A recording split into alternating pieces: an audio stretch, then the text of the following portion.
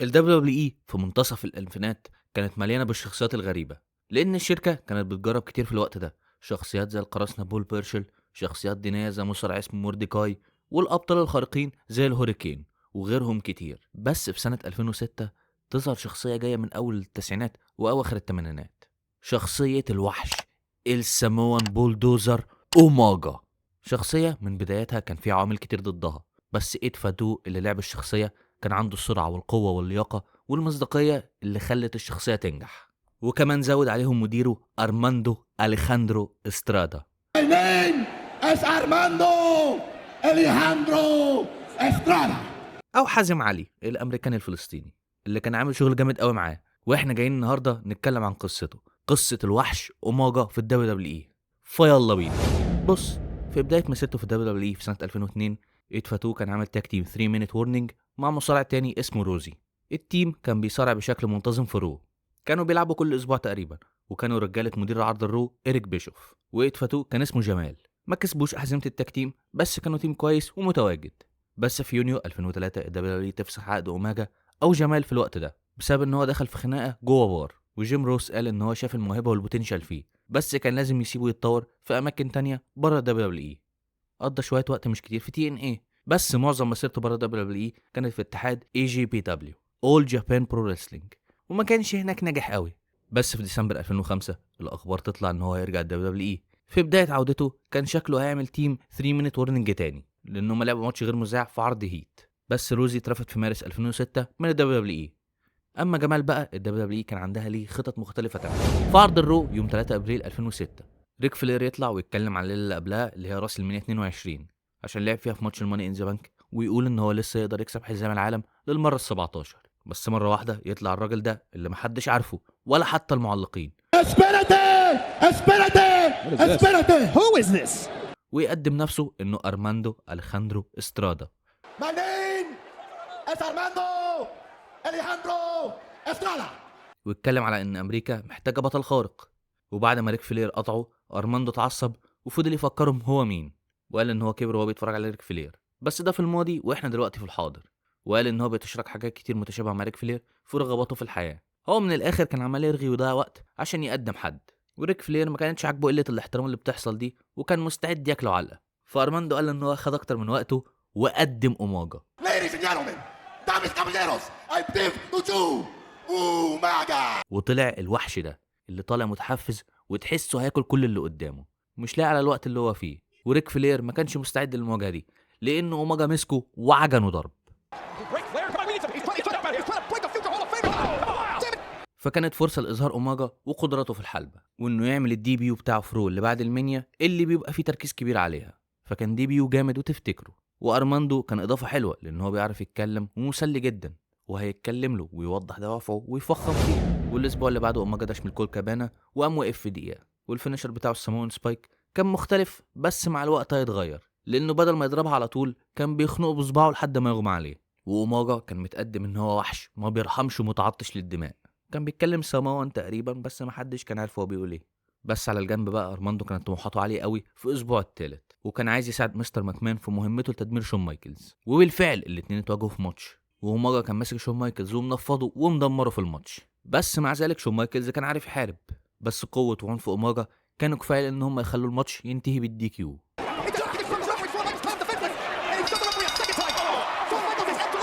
وفي نفس الوقت ده كانت طلعت اشاعه ان شخصيه اوماجا مستوحاه من شخصيه ساموا جو. ليه؟ لان هو سامونو بيكسب كتير. والاشاعه دي اترمت لسنين كتير لحد ما في سنه 2018 ساموا جو قال ان هو عمره ما اعتبر شخصيه اوماجا شبه شخصيته، واعتبر الحوار ده عنصري لو حد قال. بس المهم في عرض الرو اللي بعده، عرض الرو يوم 21 ابريل 2006، اوماجا مسك الجوبر ستيف ويلينغتون ونفضه وكلوا علقه محترمه جوه وبره الحلبه، وكسب الماتش طبعا. Oh my! Oh my God! It's that spike thumb. That thumb driven right to the carotid artery of this young man from London covering. وبعد الماتش ريك فلير يرجع، وريك فلير عرف يضرب اوماجا ويطلعه ورا الحلبه، وارماندو اليخاندرو استرادا عرف يهدي الوحش ده قبل ما يقتل ريك فلير. Wait, what is that? It's the Nature Boy, Ric Flair. Where did he come from? Ric Flair. Oh, over you, Maga. Oh no, wait a minute. The dirtiest player in the game. وبسبب الاحداث دي اتحدد ماتش بين الاتنين في باكلاش. وبالنسبه للماتش ده فاوماجا اتعشى باسطوره الليله دي. ما كسبوش بسهوله قوي، يعني كسبوا في 3 دقايق مش دقيقه بس، عشان يكمل سلسله اللا هزيمه والدفعه القويه بتاعته. وفي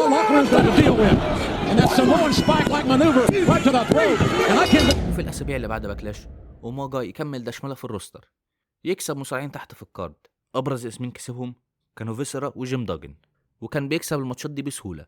وده ليه؟ عشان يبنوا انه وحش ومسيطر، ويكبروا سلسله الهزيمه بتاعته، ويبنوا انه واجه اسم كبير ومهم، ويطوروا شخصيته وشخصيه ارماندو اليخاندرو استرادا. يضيفوا حاجات زياده ليهم، زي ان ارماندو شاور له ان هو يخلص على خصمه عشان ينهي الماتش. فكان التطور ده ماشي كويس.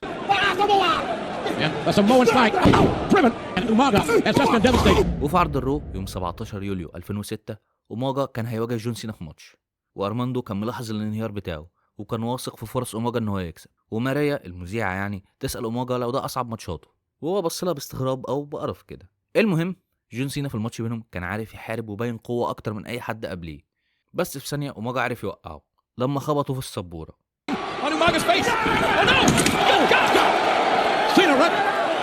وزي اللي قبليه كان بيعاني من هجمات وقوه اوماجا، بس على عكسهم كان في لحظات من الزخم اللي بيرجع فيها في الماتش بسبب تشتيت من استرادا.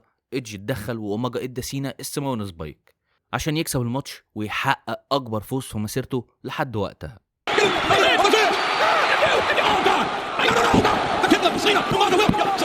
واوماجا كان بيعمل اسم لنفسه كل اسبوع، لان الاسبوع اللي بعده دمر شون مايكلز، وده اللي ادى لانهم يتواجهوا في المين ايفنت.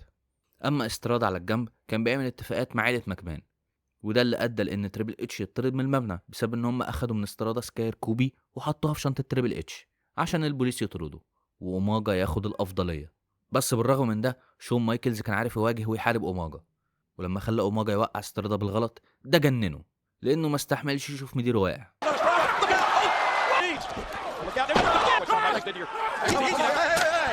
بس شون مايكلز عرف يديه واحده في الغالي عشان يتفوق.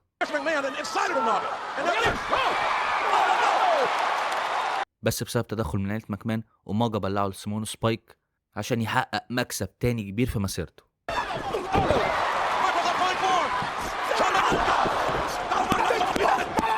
وعيلة ماكمان كملوا استعمال في اوماجا في الطريق لسمر سلام وفي العرض نفسه، لان اوماجا كان اضافه كبيره ليهم لانه عرف يوقف زخم الدي اكس اللي ما بيخلصش. اما تريبل اتش بقى كان عارف الشخص اللي يعرف يرد على اوماجا، وهو كين. وهو اقنع كين ازاي؟ بانه قال له الناس بتقول على اوماجا اكبر وحش وان هو لا يقهر، فده اللي سخنه. What Vince said, he said Umaga was the biggest, the baddest, the meanest, greatest. He said he was the monster. فكين اتدخل في ماتش الدي اكس ضد عيلة ماكمان في سمر سلام وطلع اوماجا من الماتش.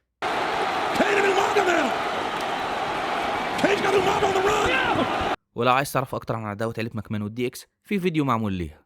المهم ان التدخل ده بدأ عداوة بين كين واوماجا، فالليلة اللي بعدها اوماجا يرد الواجب لكين ويدشمله ويدمر زوره خالص.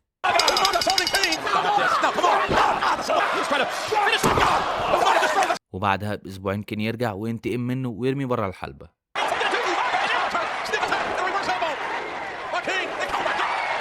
وفي الطريق لعرض انفورجيفن كين كان عنده الافضليه، كان بيبين قوه وعنف اكتر، بس بالرغم من ده ماتشهم في انفورجيفن يخلص بالعد الخارجي على الاثنين.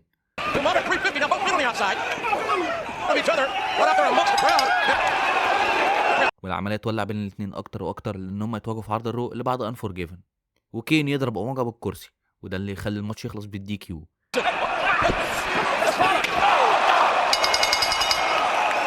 وكمان لان هم كانوا بيهجموا على بعض في وسط ماتشاتهم، وكين كان لسه سخنان من جمله ان اوماجا اكبر وحش وما كانش ناوي يحل اوماجا. يعني اوماجا ضرب كين في ماتش مع جون نايترو على حزام القارات عشان يكلفوا الماتش.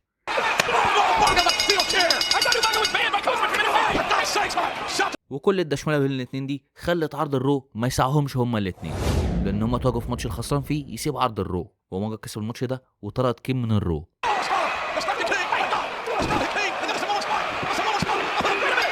ودي كانت حاجه غريبه في الوقت ده، لان كين كان مرتبط بعرض الرو من ساعه ما البراند سبليت حصل، فكانت غريبه شويه انك تشوفه عرض تاني. وهو لعب في سماك داون بس ده كان في الاتيتيود ايرا، واوماجا كسب كين في ماتش تاني في عرض سايبر سانداي.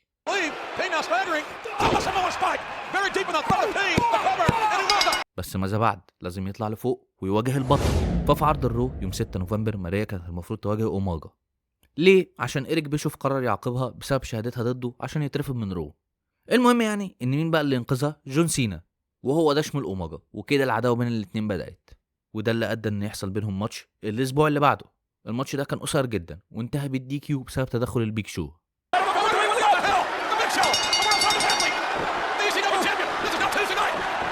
وسلسلة اللا هزيمة بتاعت اوميجا لسه موجودة. ممكن يخسر بالدي كيو بس ما تثبتش ولا استسلم، فالحاجات دي يعني ما بتتحسبش قوي.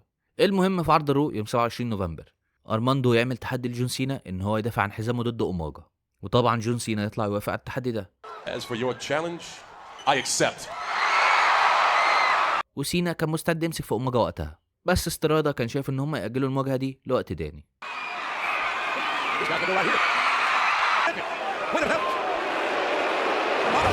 والاسبوع اللي بعده سينا ما كانش خايف من اوميجا، حتى ولو كل الناس كانوا شايفين ان قبول التحدي ده جنون، بس هو كان مستعد لاي مواجهه، وقال لاسترادا ان هو يضرب حبوب بالشجاعه ويبعت اوميجا.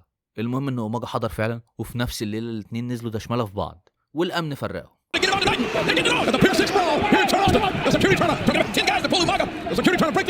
وبعدها الكوتش عمل ماتش بين سينا وارماندو الخاندرو استرادا الاسبوع اللي بعده في الرو، وقال ان اوميجا وسينا مش هيتواجهوا تاني في ماتشات في سنه 2006.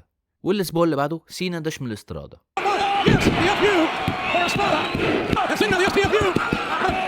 هو كان في مشكله في البناء، كانت الممثل كيفن فيدرلاين اللي كل شهرته ان هو اتجوز المغنيه المشهوره بريتني سبيرز، فالبناء كان جون سينا ضد كيفن فيدرلاين، وكان فيه شويه اوميجا في النص، فكان التركيز اكتر على الممثل ده.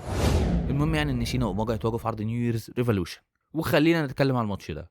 في خلال البناء كان بيتم تقديم سينا على انه البطل القوي والعنيف اللي بيدشمل كل اللي قدامه، بس هنا الموضوع كان مختلف، لانه اوميجا كان مسيطر ومدشمله وبيرمي حوالين الحلبة، وطبعا كان في لحظات من العودة، بس في النهاية اوميجا كان مسيطر في اغلب الماتش.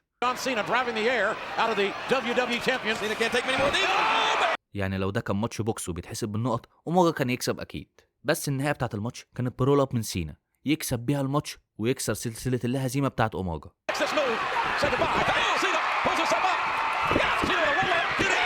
ماتش كويس عرفوا يحكوا فيه قصة الاندردوج. هي ما كانتش ان سينا يتدمر وبعدها يعمل عودة ويكسب الماتش زي كل ماتشات سينا، لا، سينا كان متسفلت، وحتى لما حاول يقاوم ما كانش عارف بسبب ان هو متدمر، فاحتاج يستعمل الحظ عشان يهرب بحزامه، لان اوميجا كان الاحسن والمتفوق وخسر بغلطة بسيطة، فده فتح سكة الماتش اعادة بين الاتنين. والليلة اللي بعدها في عرض الرو اوميجا دشمل جون سينا والماتش بينهم اتأكد، وحصل فقرة توقيع العقد في عرض الرو يوم 15 يناير 2007. جون سينا كان متدمر بس برضه كان مصر يوقع العقد ده عشان يرد الدشمله بتاعت اوميجا، وده كان بعد ما الكوتش خلى الماتش ده لاست مان ستاندينج بسبب ارماندو الخاندرو استرادا، وبالنسبه له دي كانت طريقه ان هو يمنع اي فوز صدفه، لانه كان شايف ان فوز سينا صدفه، وان سينا يخلي اوميجا يفضل واقع عشان 10 عدات ده مستحيل، وسينا رد بسخريه ان هو يبقى مجنون لو مضى العقد ده، بس طبعا يمضي.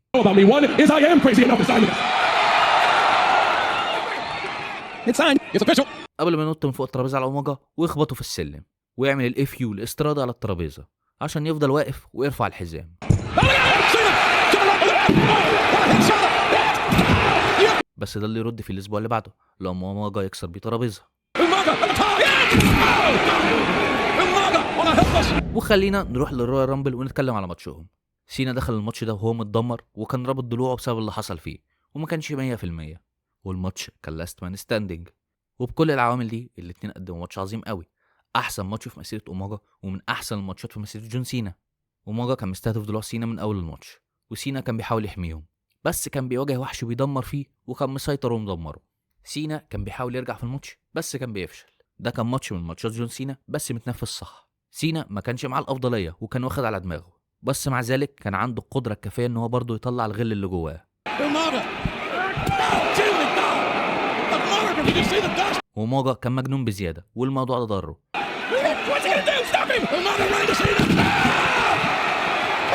والاتنين كسروا ببعض كل حاجه متاحه، ترابيزات التعليق، المونيتورز، ضلوع سينا، وحتى الحبال. فسينا كان محتاج ينجو من الوحش ده لاكتر من 20 دقيقه،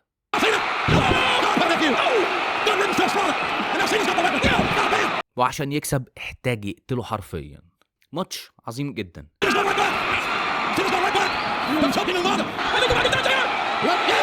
ذكاء سينا مع رغبته ان هو يغلب الوحش هي دي اللي جابت له المكسب، لان مش كتير اللي بيستعملوا الحبل بتاع الحلبة عشان يكسبوا ماتش زي ده. ماتش ممتع وبنهاية مبدعة، واحد من افضل ماتشات سنه 2007. ومن بعد الرويال رامبل اوماجا اتحط مع مستر ماكمان في صراع مع دونالد ترامب، وعلى طول كسب حزام القارات من جيف هاردي في عرض الرو يوم 19 فبراير 2007، وده كان اول حزام ليه في مسيرته. Samoan spike. The spike veered into the throat of Hardy. And Umaga wins. اوماجا كان بيتم تقديمه كالوحش المسيطر اللي مفيش حاجه تقدر توقفه، وهيقدر يدمر اي مصارع ترامب يختاره. بس المصارع اللي ترامب هيختاره هيعرف يجابه الحجم والقوه والسرعه واللياقه بتاعت اوماجا، وهو بوبي لاشلي. والاتنين دول كانوا جعانين ان هم يدشملوا في بعض، سواء لو في امن او في قفص مفرقهم. الموضوع ما فرقش، Umaga with a cheap shot on Lashley. And then Bobby Lashley fighting back. Bobby Lashley. لان حتى القفص بوبي لاشلي كسره. واللحظه دي شكلها غريب بس جامده قوي، لانك شايف بني ادم ضخم طاير وبيكسر القفص على حد تاني بصوت تكسير القفص الجامد بتعليق جوي ستايلز، فكانت لحظه جامده قوي. Lashley, what the hell is this? والاتنين اتواجهوا في منيا 23، اوماجا ممثل ماكمان وبوبي لاشلي ممثل ترامب، والخسران منهم ترامب او ماكمان هيتحلق له شعره. والماتش بينهم كان في الشغال، مش احسن حاجه ومش اوحش حاجه، بس اهو كانت فرصه كويسه لان الاتنين يظهروا ويلعبوا في المنيا. وطبعا التركيز في الماتش كان على الخاصيه بتاعته، وممكن تعتبره كان اكبر حاجه في المنيا من ناحيه الضجه والكلام بره المصارعه بسبب ترامب طبعا. والماتش خلص بعد تدخل من ستون كولد اللي بلع اوماجا ستانر وعدى المكسب لبوبي لاشلي. Lots of ducks. So power. Down to Umaga. Oh, Lashley with spear. Lashley with spear. On the knee. On the knee. Yes. وده معناه ان ماكمان هيتحلق له شعره. بس العداوه دي عامه ليها وقت، وفي القصه الموضوع زاد سوء لما اوماجا خسر حزام القارات لمشجع اللي كان سانتينو ماريلا، وكانت واحده من اكبر المفاجآت في التاريخ. A spear slam. Oh, bam. And Umaga stagger. Lashley putting Santino on top of the kill. واوماجا كان مساعد لعيلة ماكمان لفتره بعد دي في قصتهم ضد بوبي لاشلي، وارماندو اختفى بعد ما بوبي لاشلي دمره، وده اللي خلى اوماجا من غير مدير. He's from your world title to the line. Oh! Lashley. Umaga's in trouble. Watch out. Oh, my God. وبعد نهايه قصه ماكمان اوماجا رجع تاني للتركيز على نفسه، واسترجع حزامه من سانتينو ماريلا في عرض الرو يوم 9 يوليو 2007.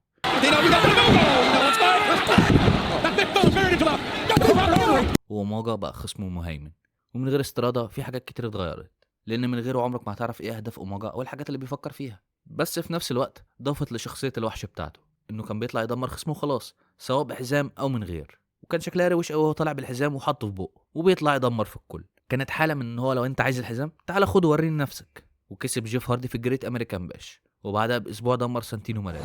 بس المهم بعدها باسبوع في عرض الرو يوم 6 اغسطس 2007 تحصل حاجه غير متوقعه. اوماجا يواجه جون سينا في ماتش، وفي اخر الماتش ده كان على وشك ان هو يخسر، فكارليتو واورتن دخلوا وهجموا على جون سينا،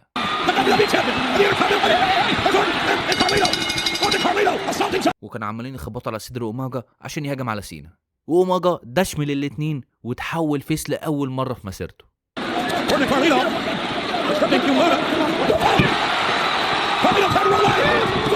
والتحول ده خلاه يصارع بقوه وحده اكبر ويحمس الجمهور اكتر، وعرف يدافع عن حزامه في سمر سلام ضد كارليتو ومستر كينيدي.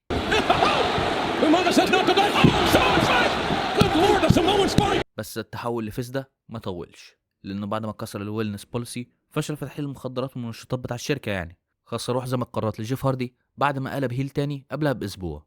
وفريق التعليق كان مصدوم جدا من اللي حصل ده.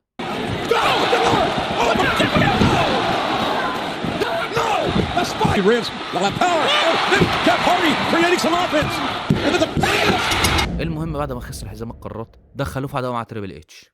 تريبل اتش اللي كان لسه راجع وكان بيتعمل معاه بوكينج قوي قوي. تريبل اتش مسك اوماجا دمره وسابه سايح في دمه، حتى جون سينا معرفش يدمره كده، وده اتعمل لانه كان لازم يغيب بعد كسر الويلنس بوليسي. فخلينا نجري شهر. في عرض الرو يوم 1 اكتوبر اوماجا رجع دمر جوبرز عشان يبين قدراته،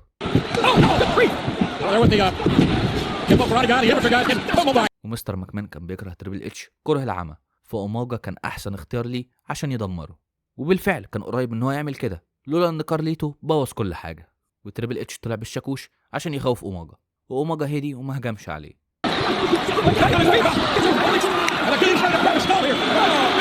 المهم ان الاتنين يتواجهوا في عرض نو ميرسي، فخلينا نروح للماتش ده.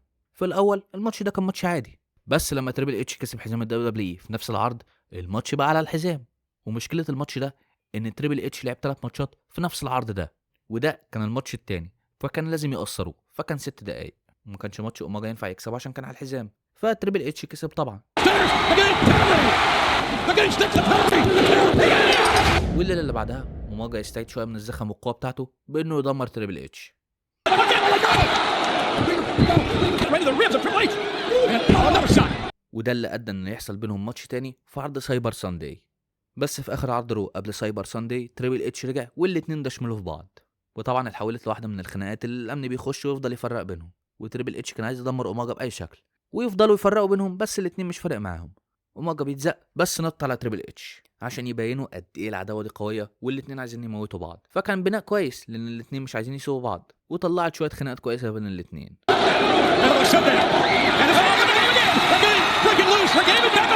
وساعات كنت تحس العداوه دي تريبل اتش ضد مستر ماكمان مع اوماجا. المهم ان تصويت الجمهور خلى الماتش ده ستريت فايت، وده كان مناسب للعداوه اللي بينهم لان الاتنين في دقايق كسروا في الستيج. وتريبل اتش كان مبين انه فرصه ضعيفه لانه كان بيسل كل حاجه اوماجا بيعملها. اوماجا كان مسيطر ودمر تريبل اتش اغلب الماتش، وكان بيتم معاملته كوحش، وحتى لما تريبل اتش كسب فهو كسب بالعافيه، مجرد لحظه خطف فيها اوماجا بالشاكوش وبعدها البيدجري عشان يكسب الماتش.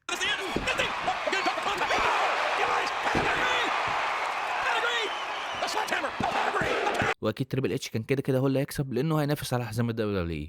وهل كان ممكن يخسر؟ اكيد بس ساعتها تريبل اتش كان اكبر فيس في عرض الرو، فكان مكسب هيفيد اوماجا. بس اللي حصل بقى، والعداوه خلصت في هدوء كده واتحولت لعداوه بين جيف هاردي وتريبل اتش. اما اوماجا كان موجود كده وخلاص، وفي الفتره اللي من بعد عداوته مع تريبل اتش كان بيدمر جوبرز وميد كاردرز. بس اللحظه اللي واجه فيها اسم كبير زي جيف هاردي مثلا الموضوع كان يختلف، بس مع ذلك كان ليه اداءات مبهره زي ماتش الاليمينيشن تشامبر في عرض نو واي اوت 2008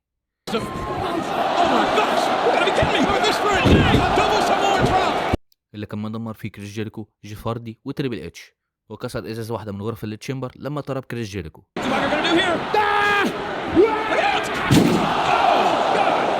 وعشان يتم اقصائه الموضوع احتاج سويتش ميوزك في كود بريكر في بيدجري في سوانتون بوم.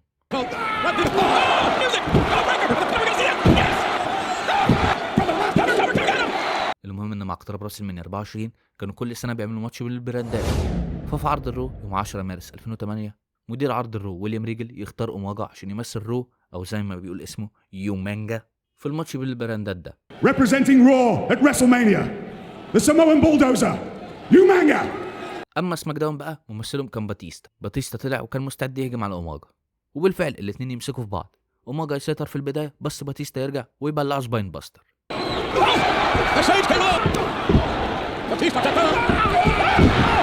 واوماجا يكلفه ماتش ضد MVP. فباتيستا يرد له الموضوع ده بانه يهجم عليه ويدمره في اخر عرض رو قبل المانيا.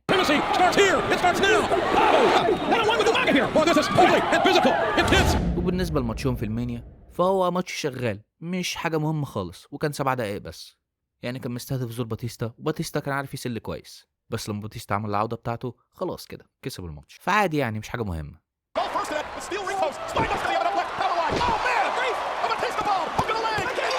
وخلاص في الوقت ده اوماجا ما كانش بيعمل حاجه مهمه، كان المصارع اللي بيخسر للمين ايفنترز. البوكينج بتاعه كان قوي بس لما تيجي للانتصارات المهمه فما كانش فيه كتير. يعني عداوته مع جيف هاردي كانت ان هو بيبقى مسيطر ومدمره طول الماتش، بس في النهايه جيف هاردي بيلاقي طريقه ان هو يكسب. ده اللي حصل في عرض الرو يوم 12/5/2008.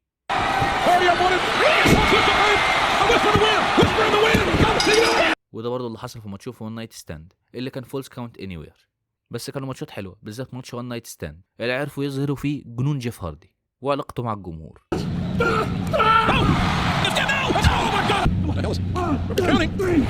وبعد وان نايت ستاند اوماجا يروح سماك داون، وبرضه البوكينج بتاعه كان كويس، وكان في تلميح لحاجه ان هي تصل مع البيك شو، بالذات لان سمر سلام كان في الطريق. بس اوماجا جاله مزق في الرباط الصليبي الخلفي في ماتش ضد جيف هاردي، والاصابه دي هتغيبه كام شهر، وكان مستني خطط عودته، وكان في اشاعات ان هو هيجي الاندرتيكر، بس ده ما حصلش. واوماجا رجع في عرض سماك داون يوم 30 يناير 2009، وكان بيطلع يدمر جوبرز لمده شهر.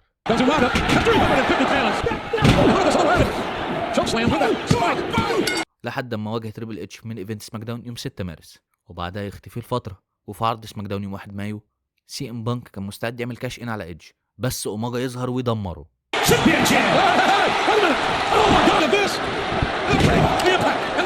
والاسبوع اللي بعده اوماجا يعمل نفس الموضوع ويهاجم بانك.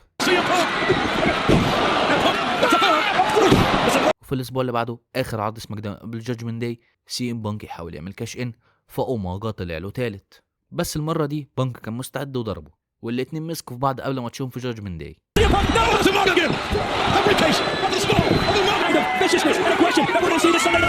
وبالنسبه للماتش ده فالماتش كان كويس يعدي يعني، وكان في شيكاغو مدينه بانك، بس بالرغم من ده بانك خسر الماتش ده.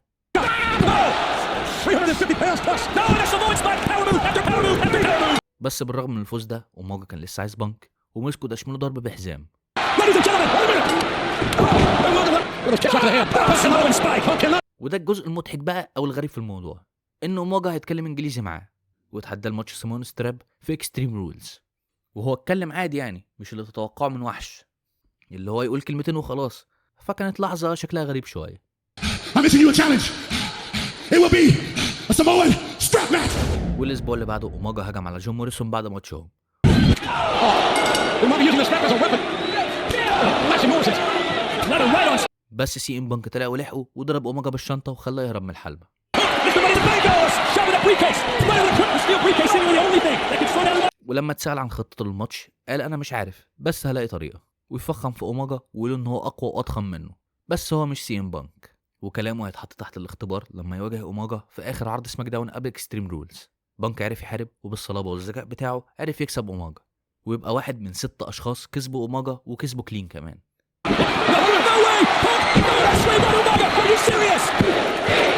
فكان ماتش كويس ومقدمه محترم ماتش اكستريم رولز، وبينت ان بانك يعرف يكسب اوماجا، وخلت نتيجه الماتش غير متوقعه. وبالنسبه لماتش اكستريم رولز فلو ما تعرفش القوانين فهم الاتنين مربوطين بالحزام، وعشان تكسب الماتش لازم تلمس ال4 كورنرات ورا بعض، والماتش بين الاتنين كان في العادي ما كانش مميز، وده عشان ماتشات الاستراب صعب تنفذها، فده كان معناه ان الماتش ما كانش احسن من اي ماتش من ماتشاتهم اللي قبله، وده اللي حصل فعلا. والمفاجاه هي ان سي ام بانك كسب الماتش، كسب اوماجا في ماتش السامون ستراب. And now it's punch turn. Starting at 1, 2. Here we go. Bonus lead. وفي نفس الليله دي هيعمل كاش ان على جيف هاردي عشان يبدا عداوتهم العظيمه. انا عامل لها فيديو ارجع شوفه. اما اوماجا بقى ده كان اخر ماتش ليه في الدبليو دبليو اي، لان هيتم فسخ عقده مع الشركه في اليوم اللي بعد العرض، ودي كانت مفاجاه كبيره لان اوماجا كان دايما البوكينج بتاعه كويس، حتى ولو ما كانش بيكسب الماتشات اللي قدام النجوم الكبيره، بس كان متواجد اغلب الوقت. واسباب فسخ عقده هتبان بعدها بكام يوم.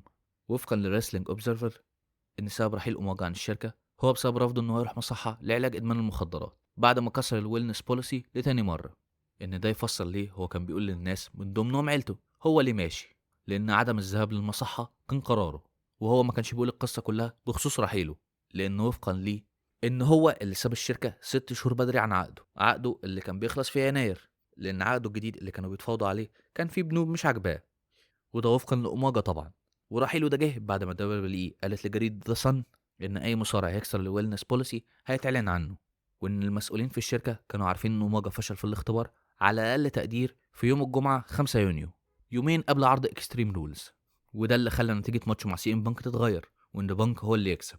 ومش واضح هم كانوا عارفين بالموضوع ده يوم 2 يونيو ولا لا، ده لما سجلوا عرض سماك داون اللي شهد فوز بانك على اوماجا كلين، وكان في احساس في اللوكر روم ان الاداره مستقصده فاتو او اوماجا، وان التحليل اللي عملوه ده هم كانوا عارفين بنسبه كبيره ان هو هيفشل فيه، وفي حاله تعاطف كبيره من المصارعين تجاهه، لانه كان دايما بيتم تبليغه بافكار وخطط عشان يبان ويظهر، بس دايما الخطط دي بتتغير وهو ما بيستفدش حاجه. وفي اشاعه برضه ان هو كان هيخش في عداوه مع الاندرتيكر بالرغم من كل التاخير اللي كان بيحصل، بس رحيله ده كان معناه ان مفيش حاجه من دي هتحصل. وللاسف اوماجا بالرغم من ان هو شارك في جوله الهالك مانيا في استراليا، الجوله بتاعت هالك هوجن وايريك بيشوف، فهو هيموت بعدها باسبوع بسبب ازمه قلبيه، هيموت يوم 5 ديسمبر 2009، وده بعد رحيله عن الشركه ب6 شهور. ودي كانت مفاجاه صادمه لانه كان لسه 36 سنه بس، وهل لو كان فضل في الشركه كان ممكن حاجه تتغير؟ الله اعلم، لان في النهايه ده عمره وقدر ربنا ما فيهوش تغيير. بس اوماجا كان طول الوقت وحش والبوكينج بتاعه قوي وكان بيدشمل في الكل، وان حتى لو الفيس اللي بيلعبه كسب هيكسب بصعوبه. واوماجا عامه فترته ووقته في الشركه كانوا كويسين جدا، حتى ولو ما كانش بيكسب عداوات ضد المين ايفنترز، بس كان دايما بيعمل حاجه طول ما هو مش مصاب، وكان دايما ند وخصم صعب في القصص. واللي مخليه شخصيه كويسه وتعرف تصدقها هي قوته وسرعته، وانه مقنع وحركاته بالعنف بتاعه مقنعه، ودايما انه كوحش عايز يدمر اللي قدامه. ولو حد زي شون مايكلز او تريبل اتش كانوا بيسلوا حركاته فكانوا بيطلعوها بشكل كويس قوي. والسامون دروب بتاعته طول الوقت كان شكلها مبهر، وارماندو اليخاندرو استرادا كمديره كان لازم يكمل، وكان دايما بيعلي ويبني في اوماجا كوحش، وكان دايما بيركز على انه ما بيخسرش، فكان اضافه قويه لاوماجا وكمل الشخصيه بتاعته. والله اعلم اللي كان هيحصل لو اوماجا ما كانش توفى. واحسن ماتش لاوماجا في مسيرته هو ماتش اللاست مان ستاندينج ضد جون سينا، الماتش اللي اظهر كل مزايا اوماجا، القوه والعنف وكل حاجه فيه. فده احسن ماتش عشان تعرف ليه في ناس كتير بتحب اوماجا. بس انا عايز اعرف رايك في اوماجا، وهل كنت بتحبه ولا لا؟